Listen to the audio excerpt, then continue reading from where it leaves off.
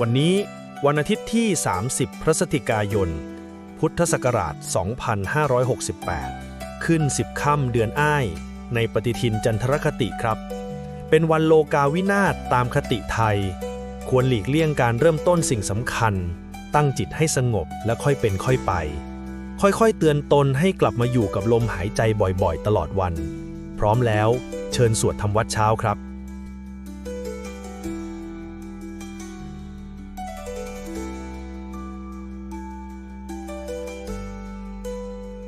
อะระหังสัมมาสัมพุทโธภควาพุทธังภควันตังอภิวาเทมิสวากขาโตภควตาธัมโมธัมมังนัมสสามิสุปฏิปันโนภะคะวะโตสาวกสังโฆสังฆังนามามิหันธรรมยังพุทธัสสะภะคะวะโตบุปภาคณมะกะรังกะโรมาเสนะโมตัสสะภะคะวะโตอะระหะโตสัมมาสัมพุทธัสสะนะโมตัสสะภะคะวะโตอะระหะโตสัมมาสัมพุทธัสสะนะโมตัสสะภะคะวะโตอะระหะโตสัมมาสัมพุทธัสสะธรรมยังพุทธาภิตุติงกโรมาเสโยสุตถาคโตอะระหังสัมมาสัมพุทโธวิชาจารณะสัมปันโนสุขโตโลกวิทูอนุตตรปุริสธรรมสารถิสัทธาเทวมนุสานังพุทโธภควาโยอิมังโลกังสเทวกังสมารกังสพรหมกังสัสสะมณพรหมณิปชังสเทวมนุสังสยังอาภิญญาสัจจิกตวะปะเวเทสิโยธัมมังเดเสสิอาติกัณญญาณังภะเทกัณญญาณังปริโยสานกัณญญาณัง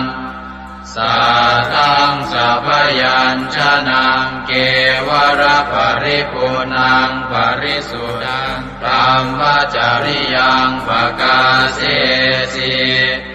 ตามหังภะคะวันตังอภิปูชยามิตามหังภะคะวันตังศิรสานามามิธรรมยังธัมมาภิตุติงกโรมาเสโยสุสวากขาโตภควตาธัมโมสันทิฏฐิโกอาการิโกเอหิปัสสิโกโอปนัยยิโก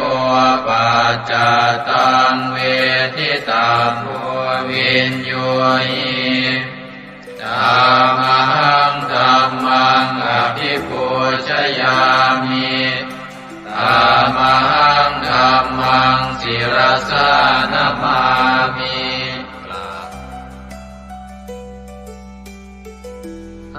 ธรรมยังสังฆาภิตุติงกโร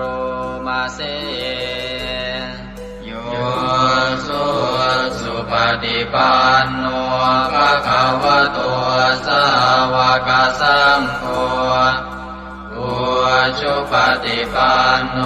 ภะคะวะโตสาวกสังโฆ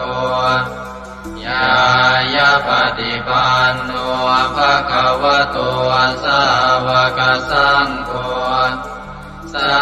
มีจิปฏิปันโนภะคะวะโต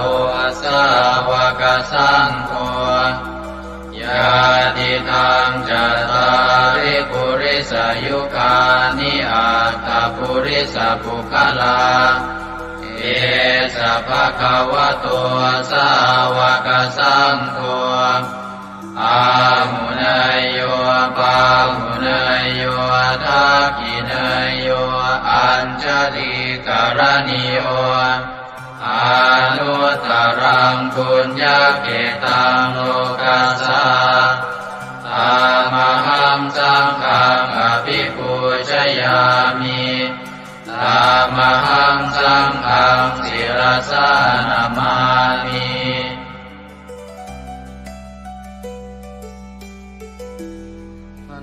ธรรมยังรัตนัตยาปนามคาทายโยเจวะสังเวคาปริจิตนาปาทันจะปนามาสิพุทโธสุสุโธกรุณามหันนโวโยจันตสุทาภรยานโลจโนโลกัสสะปะปุปกิเลสขาตโกวันธามิพุทธังอหมาทะเรนตังธัมโมปฏิโพวิยตัสสะสัตตุโนโยมะคปะกามตะเพทพินนโกโลกุตโรโยจตทัตถทิปโนวันธามิธัมมังอหมาทะเรนตังสังโฆ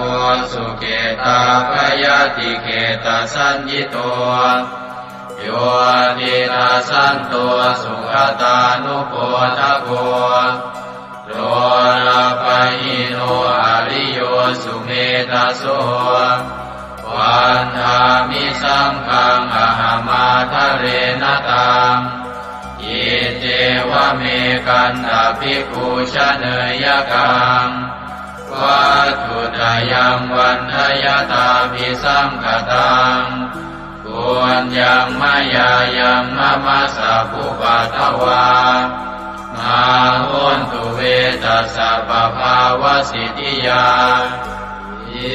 ทัตตะทาคโตโลเกอุปันโนอะระหังสัมมาสัมพุทโธธัมโมจะเทสิโต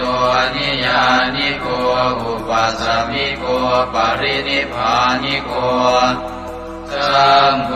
ทัคามิสุขตาภเวทิโตมายันตังธัมมังสุตวาเอวังชนามาชาติปิทุกขาชาราปิทุกขามรณะปิทุกขังโสกปริเทวทุกขโทมานัสสุปายาสาปิทุกขังอาภิเยหิสัมปโยโคทุกโขภิเยหิวิปโยโคทุกโขยามปิชังนรปฏิตังปิทุกขังสังกิเตนะปัญจุปาทานขันธาทุกขาเสยยติทังรูปุปาทานขันโทเวทานุปาทานขันโทสัญญูปาทานขันโท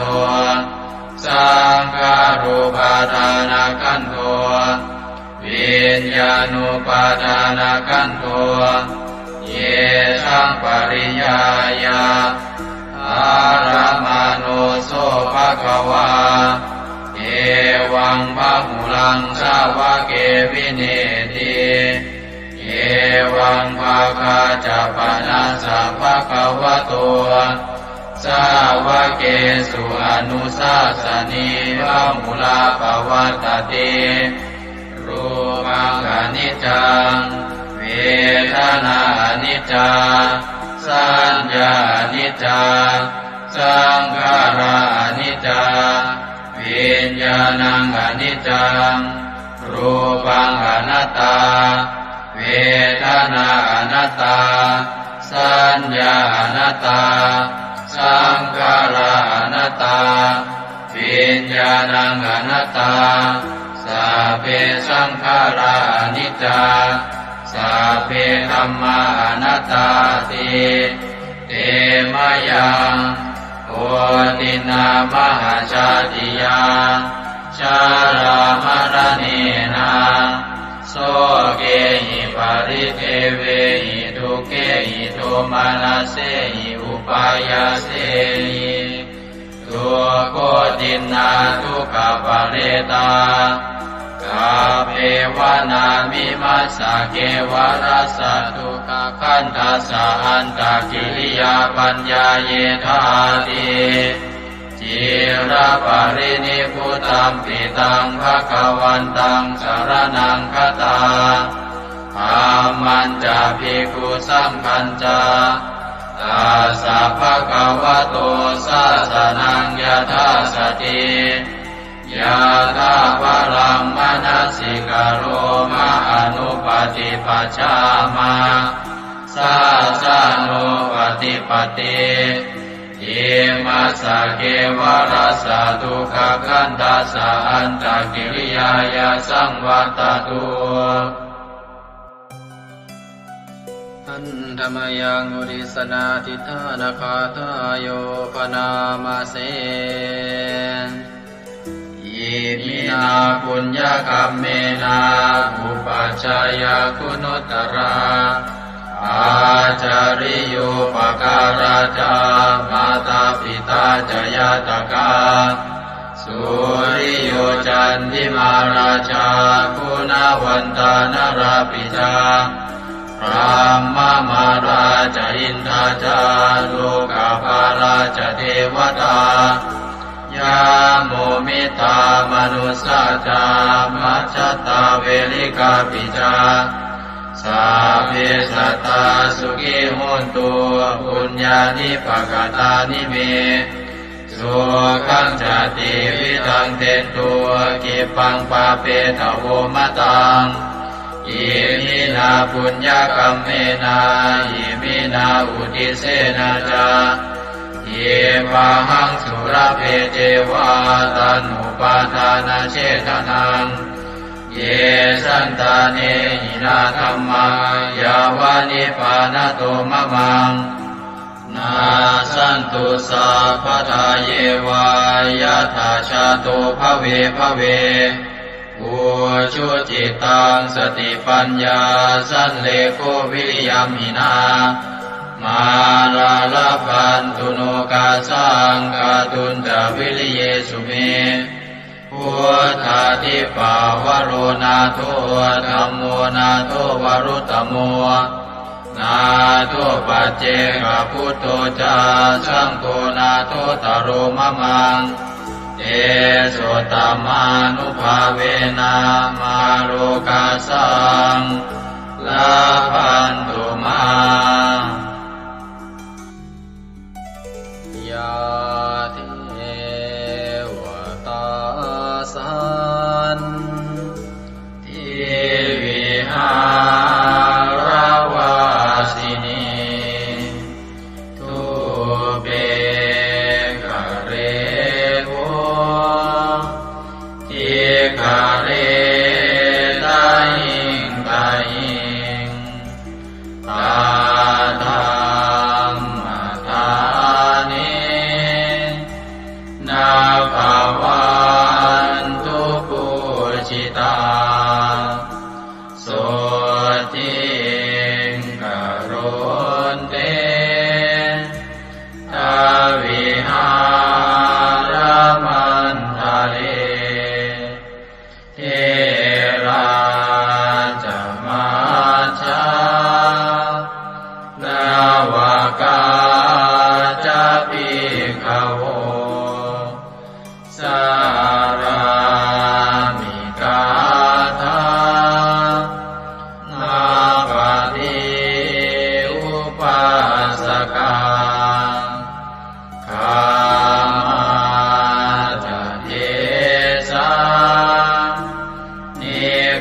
มาจาอิสราสัพพานาภูตาสุขิตาภวันตุเตชาราภูชาเยปิจาอันตสัมภวาสังเสนะชาตาอาตาโวปปาติกานิยานิกังตัมมาวารังปฏิจจเตสัพเพปิทุกขาสักการนตุสังขยังทาตุจิรังสตังธัมโมธัมมัทธาราจะปุคลาสังโฆโมตุสมาโควาอัตตายาจาหิตายาจาอาเมรังคตุสัทธัมโมสัพเพปิธัมมาจาริโนพุทธิงสัมปาปุเนยยามะธัมเมอริยภเวทิเตสัพเพสัตตาสัทธาโหนตุอาเวราสุขาชีวิโนขอให้สัตว์ทั้งหลายจงเป็นผู้ไม่มีเวรต่อกันและกันจงเป็นผู้ดำรงชีพอยู่เป็นสุขทุกเมื่อเถิด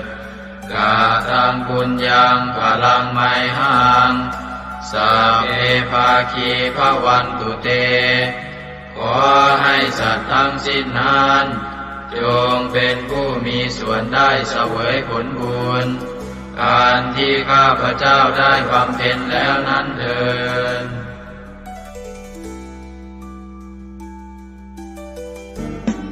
ในพระสุตตันตปิฎกคัมภีร์ที่5คุตกนิกายธรรมบทได้เล่าเรื่องสมเด็จพระสัมมาสัมพุทธเจ้าทรงรับสั่งให้พระอานนท์ไปสวดรัตนสูตรช่วยให้เมืองไผ่สาลีพ้นภัยพิบัติทั้ง3ประการอันเกิดจากโรคภัยอมนุษยภัยและเศรษฐกิจเสียหายให้อันตรธานหายไปเราทั้งหลายโปรดตั้งใจประกอบไปด้วยเมตตาความปรารถนาดีต่อสรรพสัตว์ทั้งหลายแล้วระลึกถึงคุณพระศรีรัตนตรัยคือคุณพระพุทธเจ้าคุณพระธรรมและคุณพระสงฆ์ว่าเป็นที่พึ่งที่เคารพที่นับถือแล้วตั้งใจสวดปรจักรรัตนสูตรเพื่อกำจัดภัยพิบัติทั้งหลายดังพระพุทธองค์ได้ทรงรับสั่งให้พระอานนท์สวดช่วยให้เมืองไผ่สาลีพ้นภัยอันตรายทั้ง3ประการนั้นเถิด สัมมันตาจักวาเรสุอัตราคชันตุเทวตาสัทธมังมุนิราชัสสาสุนันโตสักขโมคทาสักเคกาเมจารูเปคิริสิขารตเตจันตาเลเค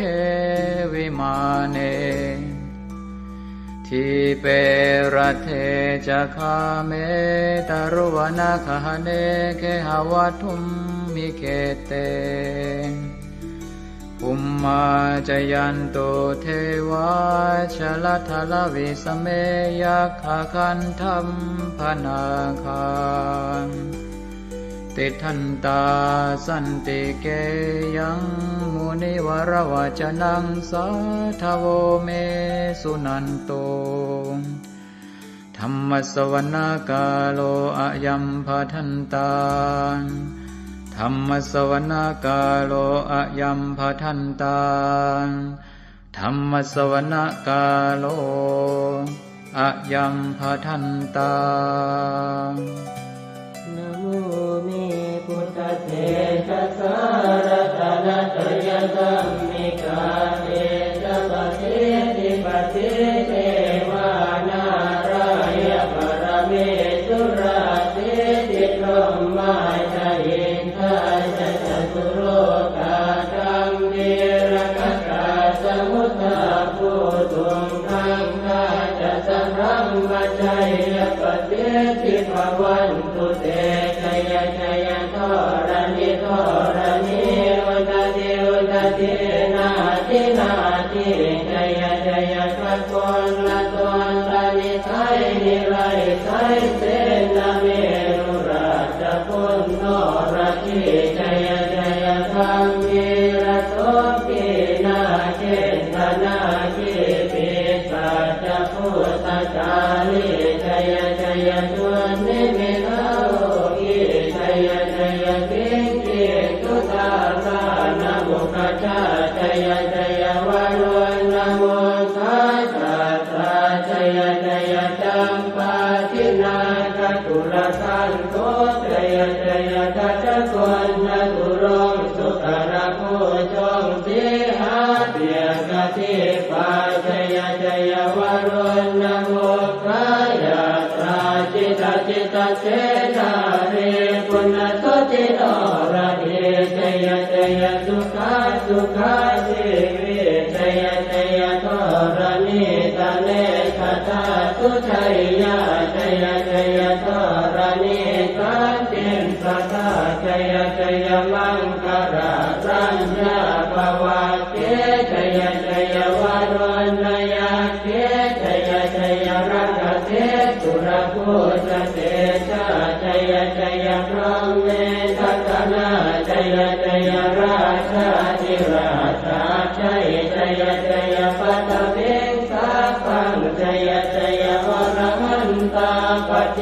กตุสสาวังชยชยมเหสุโรหะโรหะริงเทวาชยชยพรหมาสุราโคชยชยนาโควิรุณภโควิโรปโคจันทิมาระวินโตจะเวนะเตยโยจะกุเวโรวรุโนทิตาคิวาโยจะปาจุโนกุมารโรสัตระตะโกอัตารตมหาเทวาทิติตาปัสสะทโยอิเสโนสาวกตาปัจฉัยยราโมปวันตุเตดยธรรมโมจะสังโฆจะตัสสะปาโลจะชัยยะทังเอเตนะชัยยะเตเตนะชัยยะโสติปวันตุเตเตนะพุทธเตเตนะโหตุเตชัยมังคารังชโยติพุทธสัจจิริมโตอายัมมารัตจตาติมโตปราชโย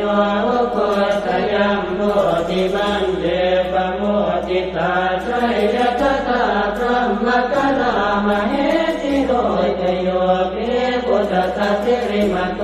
อายัมมารัตจปาติมโตปราชโยโคสยัมโมติมันเดปโมติตาชัยยะตถาอินทกนามเหสิโรชโยปิพุทธสัจจิริมโตอายัมมารัตจปาติมโตปราชโยโคสยัมโมติมันเดปโมติตาชัยยะตถาเทวตนามเหสิโรชโยปิพุทธสัจจิริมโตอายัมมารัตจปาติมโตปราชโยโคสยัมโมติมันเดปโมติตาชัยยะตถาสุปันนคนามเหสิโรชโยปิพุทธสัจจิริมโตอายัมมา รัตจักปาติมาโตปราชโยอุโกชยัมโมติมันเดปโมติตาชัยยะทานากัคณามเหติโนตโยภิพุทธะเทมาโตอายังมารัตจักปาติมาโตปราชโยอุโกชยัมโมติมันเดปโมติตาชัยยะทาสัพพะมะคะนามเหติโนตยัมโตโพธิยาโมเรสักยานังนันติวัตตโนเอวังตวังวิจโยโหหิจยาสุจยมังคะเลอปราชิตปัลลังเจติเตปะทวิปุคะเลอภิเศษเจสะภะพุทธานังอังคัปปะโตปะโมทะเทสุนันทตังสุมังคลังสุปะปะตังสุโหติตังสุขโนสุโมโหตัวจตุเยสังพรหมจาริโสปะทัสสินังกายกัมมังวาจากัมมังปะทัสสินังปะทัสสินังมโนกัมมังปณิทิเตปะทัสสินาปะทัสสินานิกัตตวานรกันตาเจปะทัสสิเมเตอัตรัตถสุขิตาเวรุณาพุทธศาสเนอโรคาสุขิตาโหตัสสะสัพเพหิยะเทปิสุนันตัวโตโตเยเทวาสมิทาเนอติกตาติกายุกาสกาโหตัวสุขิตาโหตัวสัพพตารักขันตัวสัพพตาตารักขันตัวจิตสัสสนังยาคาติปัฏนาเตตัสสะเวทุเรนโยมโนรัตายุตกาเรภวัตสันตุวัสสังวัสสะลาโรคาจุปัตถวาเตทานิวาเรนโยจัสสะปตากายสุขังเกติสุขังวรันตุยัสสะโพชังโพสติสังขาโตธัมมานังวิจโยตถาวิริยังปิติปัสสัตติโพชังคาจัตถาปะเรสมานุเปกขโพชังคาสัตเตเตสวะราตินามุนินาสัมมตัคขาตาภาวิตาภุริกตาสังวัตตันติอภิญญายนิพพานายจักโพธิยาเอเตนะสัตวัตเตนะโสติเตโหตุสัพพทาเอกสมิงสมเยนะโสโมคันลานันจักสสปังกิลาเนทุกิเตทิสวาโพชังเกตตะเตสยิเตจะตังอภินันทิตวาโรกามุจิงสุตังคะเนเอเตนะสัจวัตเตนะโสติเตโหตุสัพพทาเอกตาธัมมราชาปิเกลันเยนาภิปิริโตจนทันเทเรนะตันเยวะปนาเปตวานัสสาธรังสัมโมทิตวาจาปาทาสัมภาวตาสิกานะโสเอเตนะสัจวัตเตนะโสติเตโหตุสัพพทาปะหินาเตจาปาทาตินันนังติมเหสินังมาคาหัตกิเลสาวปัตตานุปัสสิธรรมตังเกเตนะสัจวัตเตนะโสติเตโหตุสัพพทายันทุนนิมิตตังอวมังคลันจะโยตามนาโพสกุณาสสัตโตปาปังคโหตัวสุปินังอาการตังพุทธานุภาเวนะวินาสเมนตุยันทุนนิมิตตังอวมังคลันจะโยตามนาโพสกุณาสสัตโตปาปังคโหตัวสุปินังอาการตังธัมมานุภาเวนะวินาสเมนตุยันตุนิเมตตังอวมังคลันจะโยตามนาโพสกุณาสสัตโตปาปังคโหตุ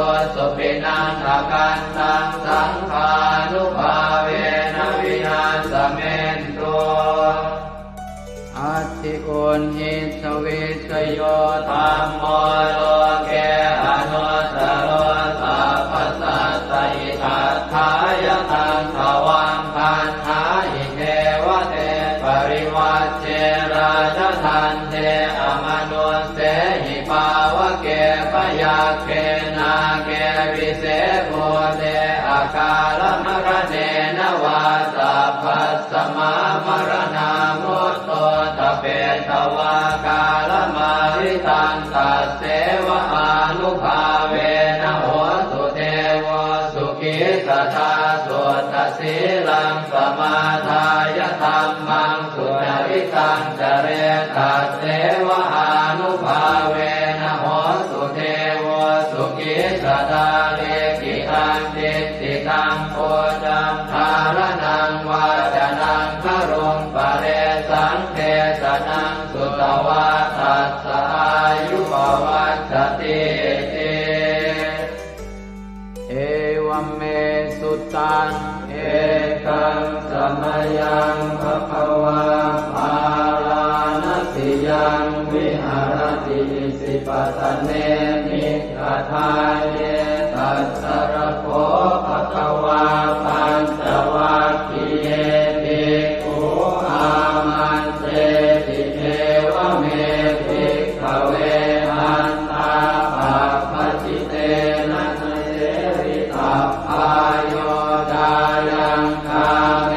สุขามนุปันติกานุโยโภหิโนธัมโมโพธุตติโกอนัริโยอนัสสสันติโตโยจายังอัตตกิลมัฏฐานุโยโคตุโกอนัริโยอนัสสสันติโตเอเตเตภิกขเวอุโภอันเตอนุธัมมมัชฌิมาปฏิปทาตถาคเตนะอภิสัมพุทธาจักขุกรณีญาณกรณีอุปสมายะอภิญญายะสัมโพธายะนิพพานายะสังวัตติกตมาจัสสะภิกขเวมัชฌิมาปฏิปทาตถาคเตนะอภิสัมพุทธาจักขุกรณีญาณกรณีอุปสมายะอภิญญายะสัมโพธายะนิพพานายะสังวัตติกายเมวะอริโยอัตถังกิโกมัคโคเสยติหังสัมมาเอติสัมมาสังกัปโปสัมมาวาจาสัมมากัมมันโตสัมมาอาชีวะสัมมาวายาโมสัมมาสติสัมมาสมาธิอายังโกสาภิกขเวมัชฌิมาปฏิปทาตถาคเตนะอภิสัมพุทธาจักขุกรณีญาณกรณีอุปสมายะอภิญญายะสัมโพ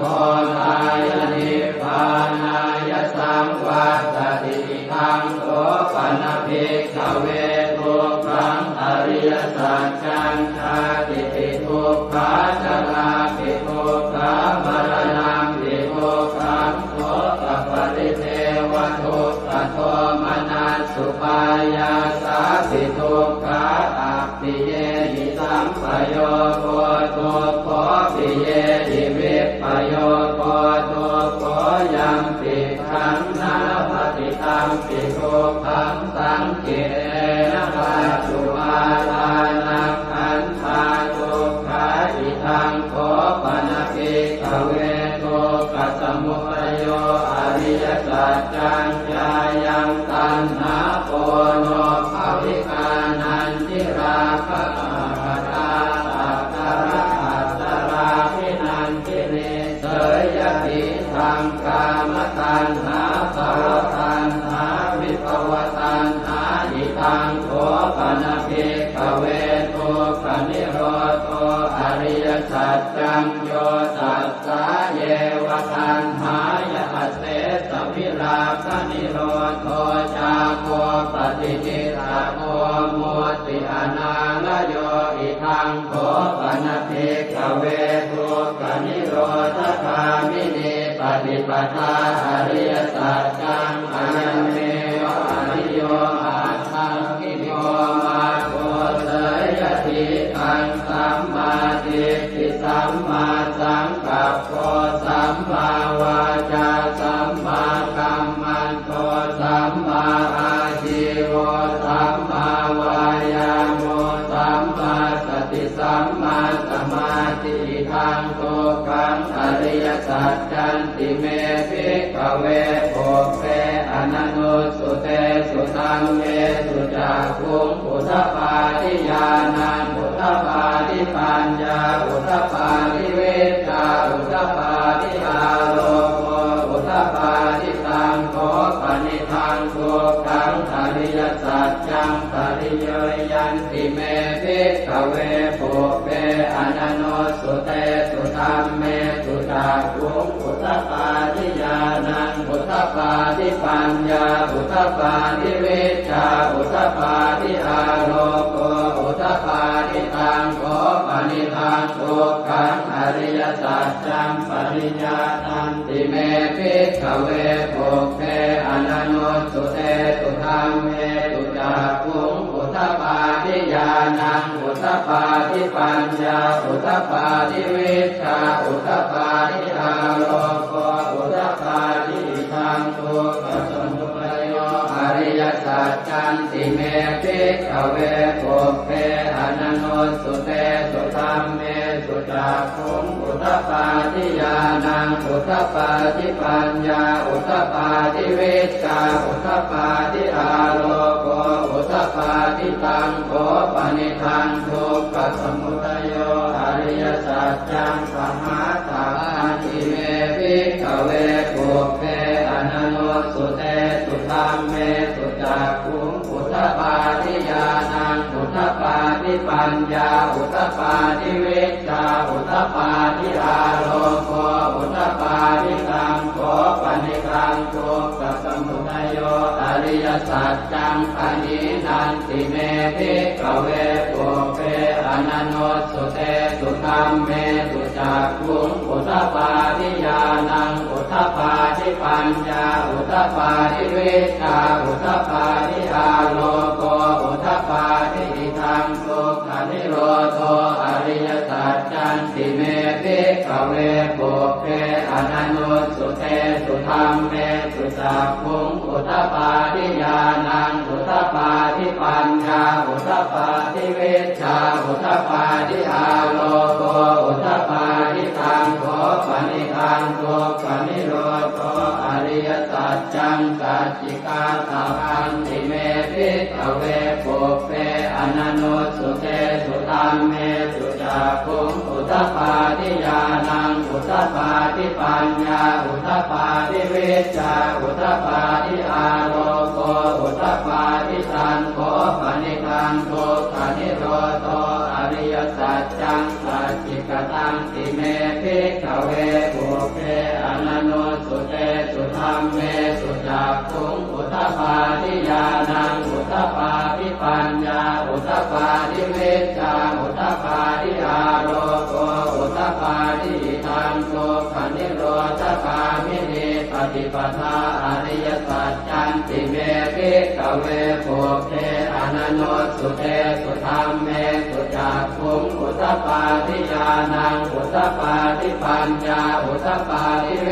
ชาอุทธปาทิอาโลโกอุทธปาทิตังโขปนิทังทุกขนิโรธคามินีปฏิปทาอริยสัจจังภาเวตพันติเมภิกขเวโภเปอนันโนสุเตสุธัมเมสุจักขุงอุทธปาทิญาณังอุทธปาทิปัญญาอุทธปาทิเวชาอุทธปาทิอาโลโกอุทธปาทิตังโขปนิทังทุกขนิโรธคามินีปฏิปทาอริยสัจจังภาวิทันติเมภิกขเวโภเปอนันโนสุเตสุธัมเมสุจักขุงอุทธปาทิญาณังอุทธปาทิปัญญาอุทธปาทิเวชาอุทธปาทิอาโลโกอุทธปาทิชาวกีวา วังจะเมภิกขเวอิเมสุจตุสุอริยสัจเจสุเอวันติปริวัตตังภ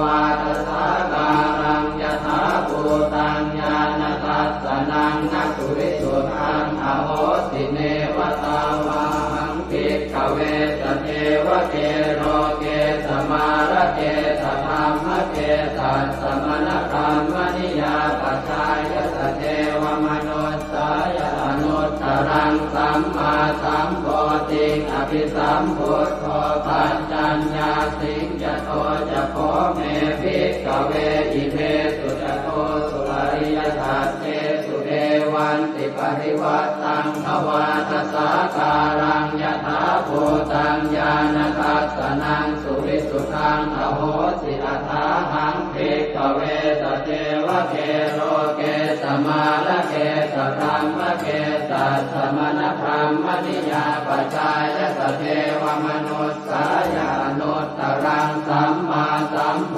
ธิอภิสัมพุทโธปัญจัญญาสิงญาณัญจปนเมทัสสนังอุตตปาทิอโภคาเมวิมุตติอายันติมาคาตินาติทานิปุนาภโวติธรรมโวจะภควาอัตถมานาปัญจวัคคียาภิกขุภควโตภาสิตังอภินันตุอิมัสสมิงจะเวยากรณัสสมิงปัญญมาเนอายสมโตโกนทัญญาสวิรจังวิอมลังธรรมจักขุงพุทธปาทิยังเกณฑ์จิตสมุทัยธรรมังสัพพันตังนิโรธธรรมันติภวัตติเตจะภควตาธรรมจักเกภูมาเทวาสัตตมนุสสาเวสุงเอตัมภควตาภาลานติยังอิสิปตเนมิกทาเยอนุตต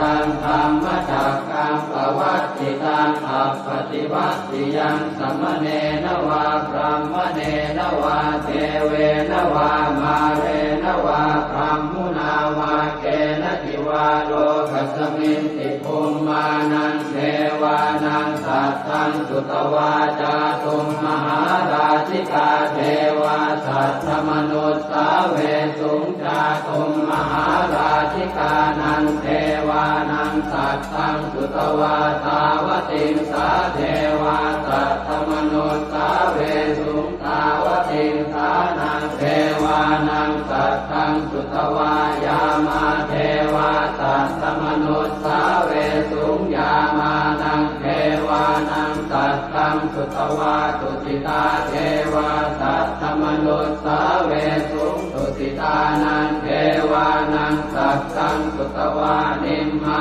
นรติเทวาสัตตมนุสสาเวสุงนิมมานรตินังเทวานังสัตตังสุตวาปรนิมมิตวะสวัสดิเทวาสัตตมนุสสาเวสุงปรนิมมิตวะสวัสดินังเทวานังสัตตังสุตวาพรหมกายิกาเทวาสัตตมนุสสาเวสุงเอตัมภควตาภาลานติยังอิสิปตเนมิกทาเยอนุตตรังธรรมจักขังภวัตติตังอัปปติวัตติยังสัมมเนนวาพรหมเนนวาเทเวนวามาเรนวาพรหมุนาวาเกณทิวาโลกัสมินติอิติหะเตนะคะเนนะเตนะโมหุตเตนะยาวะพรหมโลกาสัตโตอโภคันติอายัญจะทัสสะหันติโลกธาตุสังกัปปิสัมปะกัปปิสัมภเวทิอัปปมาโนจะโอราโลโอปาโสโลเกปาสุลโหสิอติกัมเมวะเกวานังเกวานุภาวังอัตถโขภควาอุทานังอุทาเนติอัญญาสิวัตโพโกนทัญโยอัญญาสิวัตโพโกนทัญโยติติทังอายสมโตโกนทัญญาสอัญญาโกนทัญโยตเววนามังอาโหติยานิทัพโพตานิสมาคตานิโภมานิวายานิวาอันต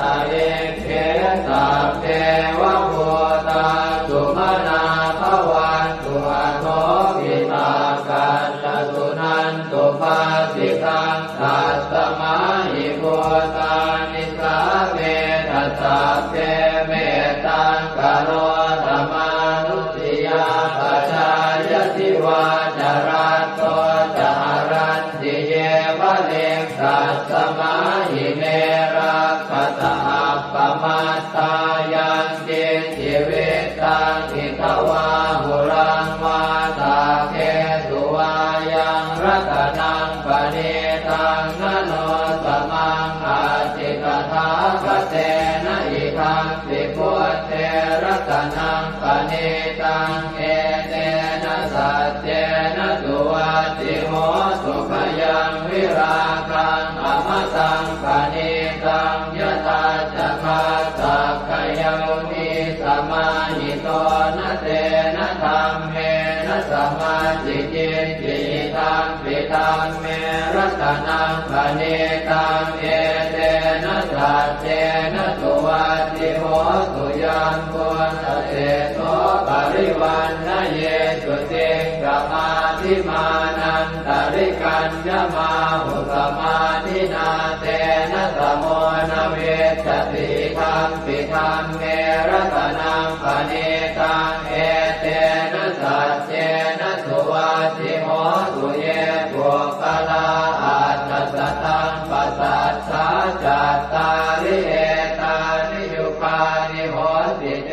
นะกินายาสุขตาสัสสาวกาเอเตสุตินนานิมหาภลานิอิทัมปิสังเขรัตนังปณิตังเอเตนะสัจเจนะสุวัตติโหสุเยสุปโยตามนัสสาทันเนนะเนกามิโนโคสมัสสะสนังมิเตปฏิปัตตาอมตังวิคัยหนาตามุขานิพุติงโกจมานาทิธัมปิสังเกรัตนังปณิตังเอเตนะสัจเจนะสุวัตติโหสุยตินตะกิโลปัตวิงสิโตติยาจโตปิวาเตติอสัมปะกัมติโยตถุปมังสัพพุริสังวทามิโยอริยสัจจานิอเวจปัสสติธัมปิสังเขรัตนังปณิตังเอเตนะสัจเจนะสุวัตติโหสุเยอริยสัจจานิวิภาวยันติคัมภีรปัญเจนะสุเตสิตานิกิจจาภิเตโหติพุทธปมัตตานะเตภวังอัตถมมาทิยันติธัมปิสังเขรัตนังปณิตังเอเตนะสัจเจนะสุวัตติโหสุสหาวาสทัสสนสัมปทายตยาสุธรรมาชหิตาภวันติสักกายติติวิจิติติตันจะศีลาภตังวาปิยนัสสิกินสิจตุหปาเยหิจเวปโมตโตจะจาวิธานานิอาภาโภกาตุงอิทังปิสังเขรัตนังปณิตังเอเตนะสัจเจนะสุวัตติโหสุกินจาปิโสกัมมังกโรติปาปะกังกายเยนะวาจายุตเจนะสาวาอภาโคโสทัสสะปฏิจจทายะอภาปตาเจตปทัสสะโอตาอิทังปิสังเขรัตนังปณิตังเอเตนะสัจเจนะสุวัตติโหสุวนาภโพเกยถาโคสิตาเกกิมหานามาเสปัตมาสมิงกิมเหตโกปมังธัมมวรังอเดสยินิพพานคามิงปรมังหิตายะหิธัมปิพุทเทรัตนังปณิตังเอเตนะสัจเจนะสุวัตติโหสุวโรวรัญโยวรโตวราหะโรอนุตตโรธัมมวรังอเดสยิธัมปิพุทเทรัตนังปณิตังเอเตนะสัจเจนะสุวัตติโหสุขีนังปุรานังนวังนาจิสัมภวังวิรัตติตายติเกภวัสมิงเต ทิจาอวิรุณนิชันธาเนพันติทิรายถายังปฏิโพธิทังปิสังเกรัตนังอเนตังเอเตนะสัจเจนะสุวัตติโหตุญาเนทโพธานิสมาคตานิพมมานิวายานิวอันตะเลเขตตาปตังเทวมนุสสโพธิตังพุทธังนามัสสามสุวัตติโหตุญานิทโพธานิสมาคตานิพมมานิวายานิวอันตะเลเขตตาปตังเทวมนุสสโพธิตังธัมมังนามัสสามสุวัตติโหตุญานิทโพธานิสมาคตานิพมมานิวายานิวอันตะเลเขตตาปตังเทวมนุสสโพธิตังสังฆังนามัสสามสุวัตติโหตุกรณียมัตถกุสเลนะยันตังขันตังคาทังอภิสเมตสัพโพอุโชตสุโชตสุวโชตสมุตุอนัตติมานิสันโตสะโกตสุภโรตอัปปกิจโตจะสันละหุกโวติสันติทริโยจะนิกโคจะอัปปคาโคกุเลสุอนันุเกโตนะจะโพธังสมาจเรกินติเยนะวินโยภะเรอุปวัตเตยงสุขิโนวะเกมิโนโหตุสัพเพสัตตาภวันตุสุขิตาตาเยเกจิปานะโหตาจิตตสาวาทาวราวาอนวเสสาธิกาวาเยมหันตาวามัชฌิมารัสสกาอนุกัตุราเทขาวาเยจะเทขาเยจะโทเรวสันติอวิโทเรภูตาวาสัมภเวติวาตาเพ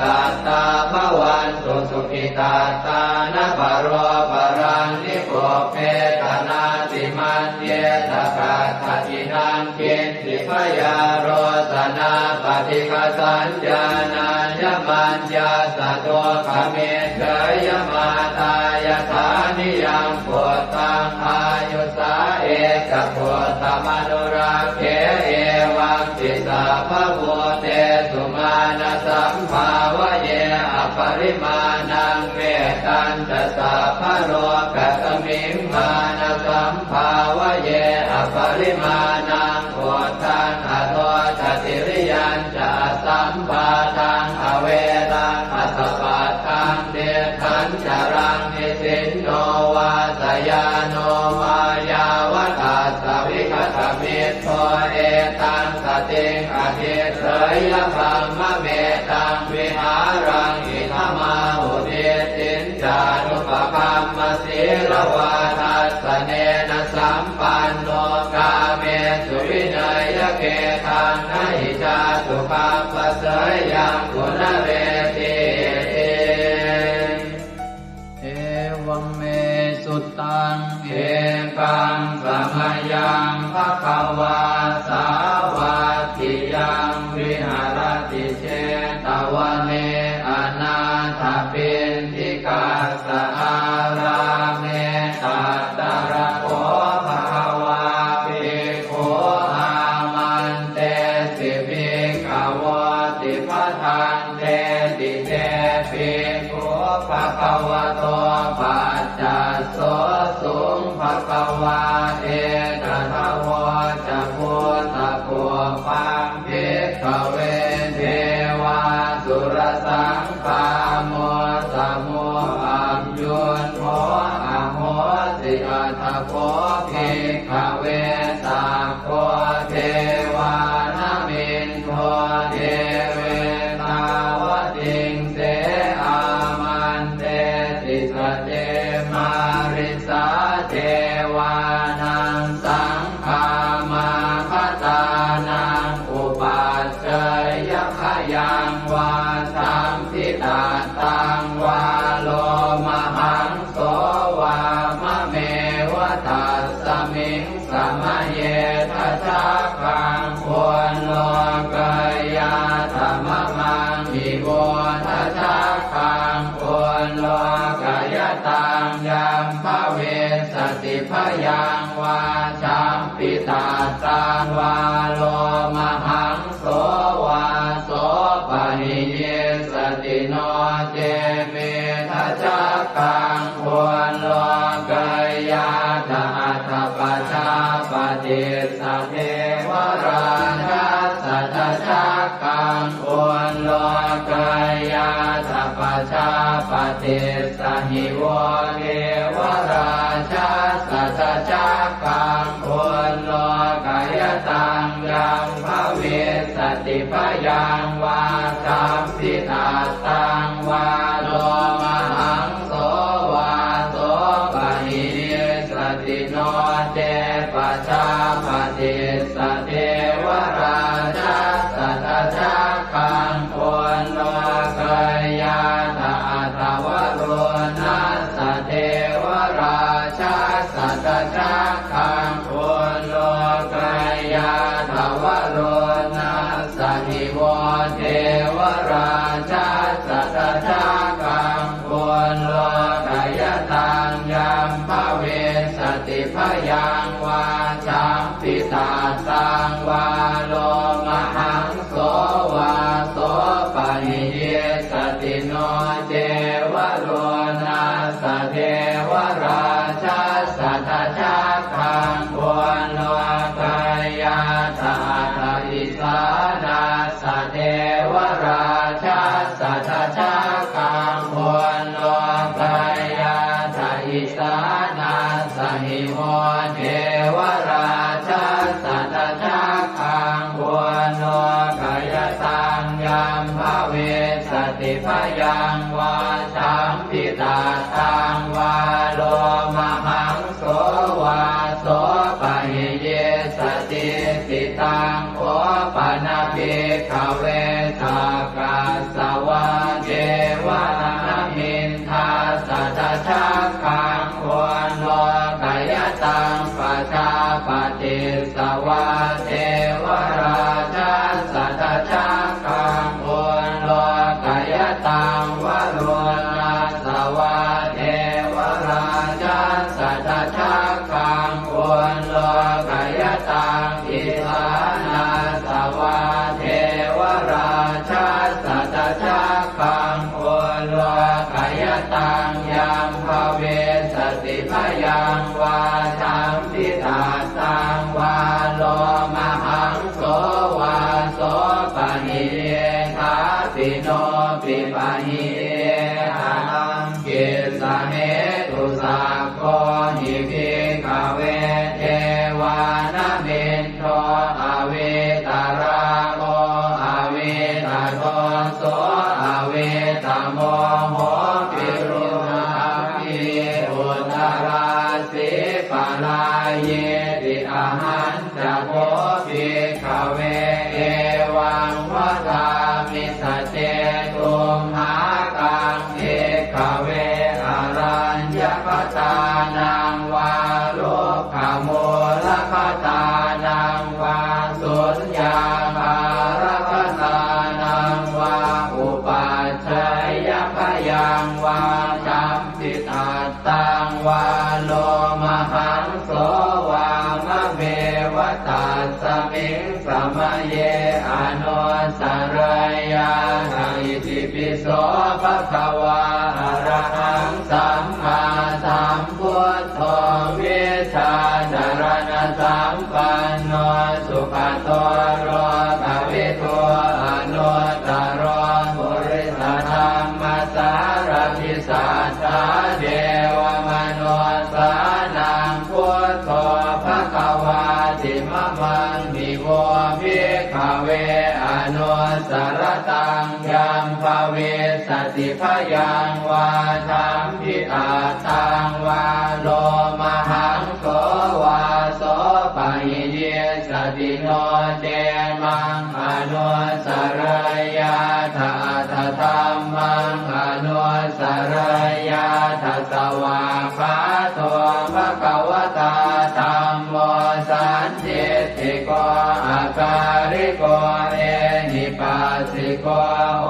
ปนัยโกปัจจตังเวทิตาโกเวนโยหิติธัมมังนิโวภิกขเว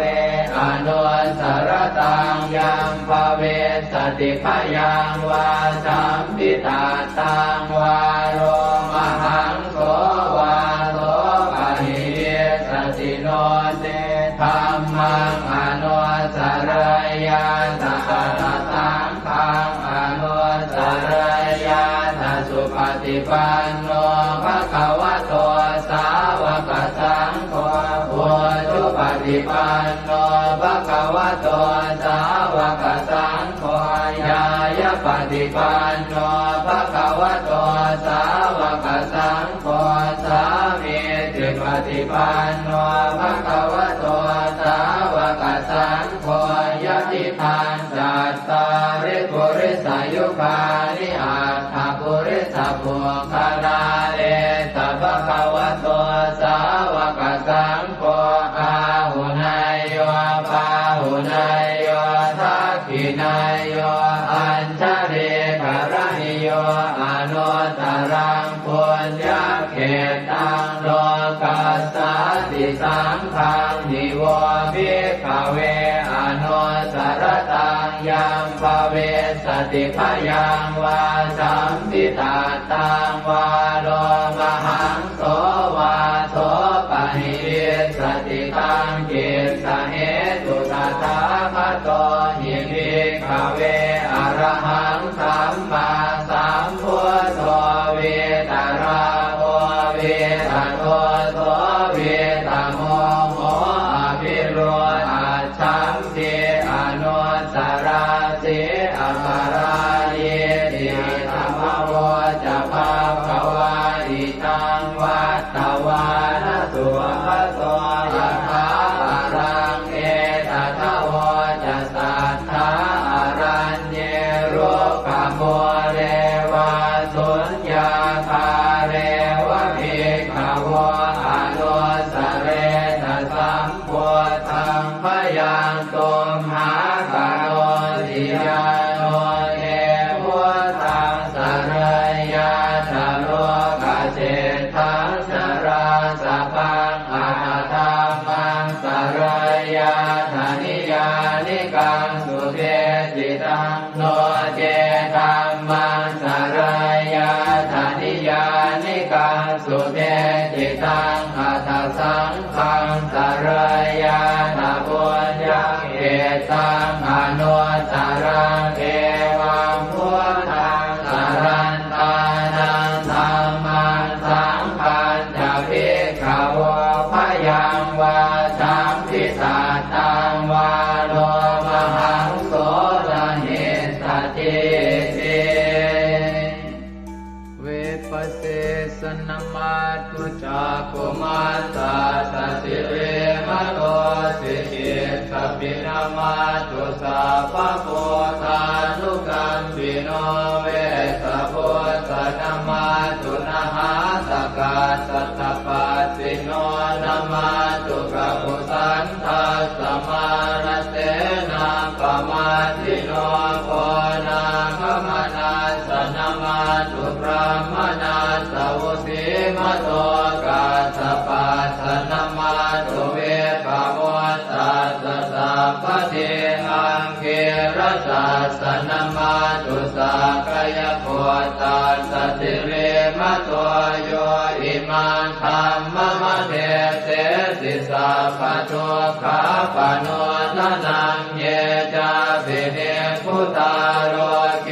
ยถาภูตังวิปัสสิสุงเตชนะอภิสุนามหันตาเวตัสสารธาอิตังเทวมนุสสานังยังนามัสสันติโก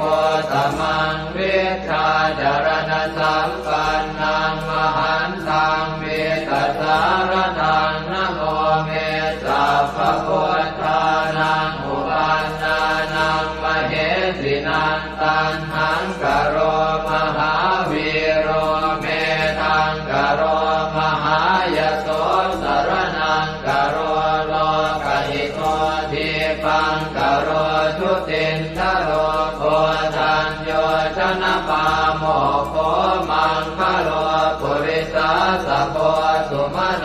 สุมาโนติโรเรวะโตรติวัตโนโสภิโตคุณสัมปันโน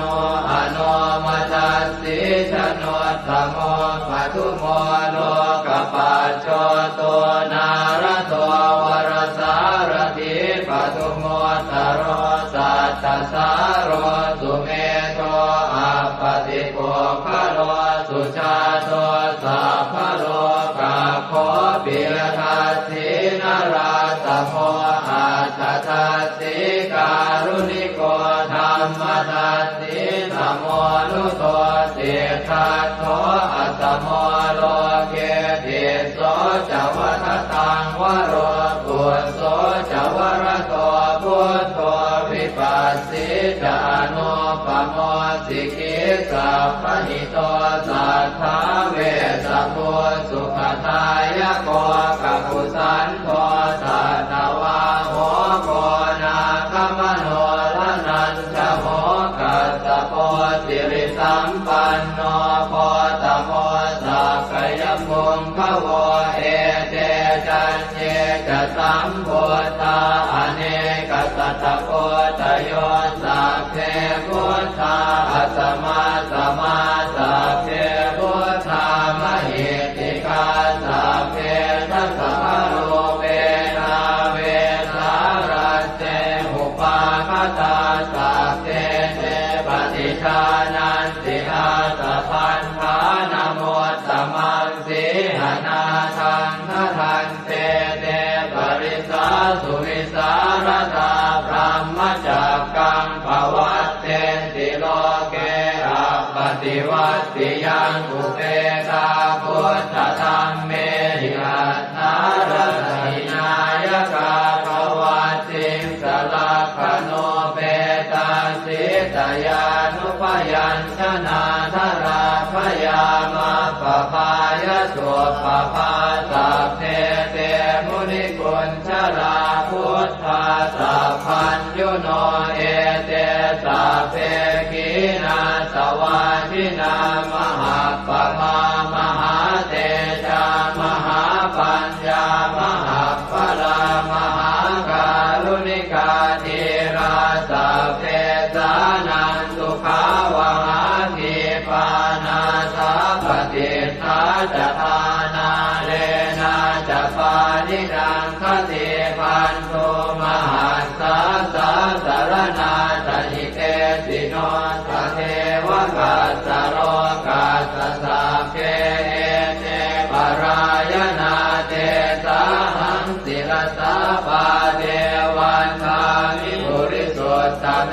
วัตสามนัสสะเจววันทาเมเตตถาคเตสยเนอาสเนธาเนขมเนจาปิสัพพทาสตาสุเขนราคันตุพุทธาสันติกราสุวันเตหิกวังรักขิโตสันโตมุตโตสัพพะเยนะจะสัพพะโลกวินิโมตโตสัพพะสันตาภวัติโตสัพพะเวรมติกันโตนิพุตโตจตุวังภวเตสังสัจเจนะสีเลนะขันติเมตตาภะเลนะจะเตปิตุมเหอนุราคันตุอาโลคเยนะสุเกนะจะปุราติมัสสมิงทิสาภาเกสันติโพตามหิทธิกาเตปิตุมเหอนุราคันตุอาโลคเยนะสุเกนะจะทักขินัสสมิงทิสาภาเกสันติเทวามหิทธิกาเตปิตุมเหอนุราคันตุอาโลคเยนะสุเกนะจะปัจฉิมัสสมิงทิสาภาเกสันตินาคามหิทธิกาเตปิตุมเหอนุราคันตุอาโลคเยนะสุเกนะจะโหตรัสสมิงทิสาภาเกสันติยาคามหิทธิกาเตปิตุมเหอนุราคันตุอาโล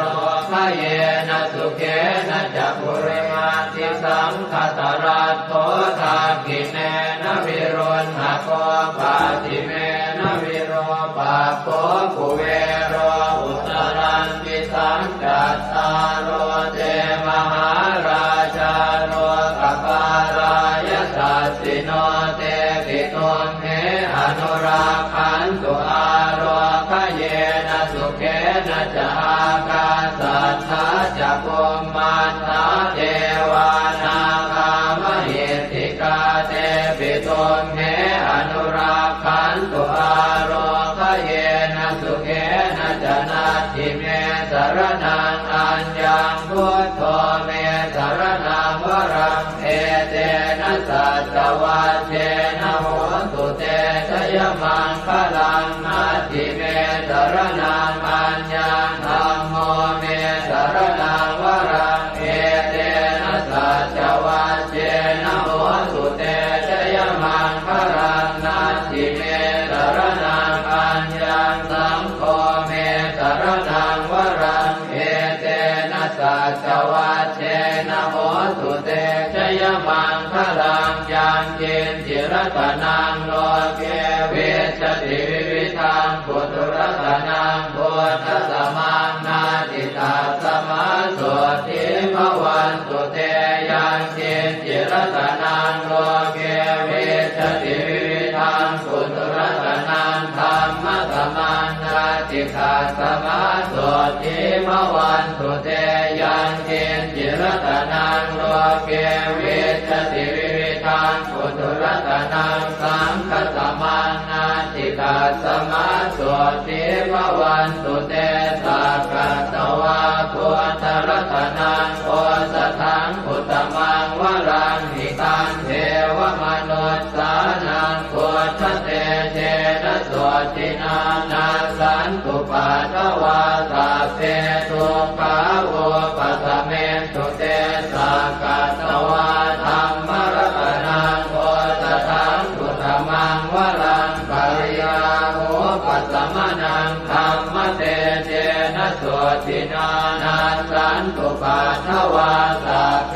พยาโวปัสสเมตุเตสักกตวาสังฆรัตนังโอสถังอุตมังวรังอาหุนายยังปาหุนายยังสังฆเตเจนะโสตินานาสันตุปัฏฐวาสัพเพโรคาโวปัสสเมตุเตสัพเพติโยวิวัชชันตุสัพพะโรโควินาศตุมาเตภวัตวันตรายโยสุขิติกายุโกภวะอภิวาทนาสิริสนิจังวุฒาปัจจายโนจัตตา